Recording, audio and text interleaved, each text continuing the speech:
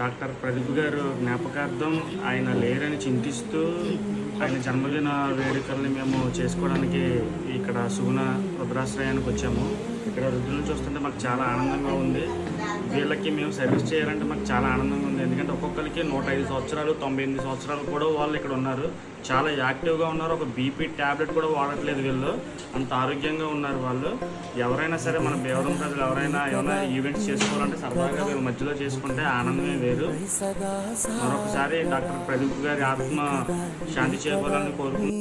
కదా ముగింపులేనిదై సదా సాగదా, నీ కంటి రెప్పలంచున మనస్సు నిండి పొంగిన ఓ నీటి బిందువే కదా నువ్వెతుకుతున్న సంపద.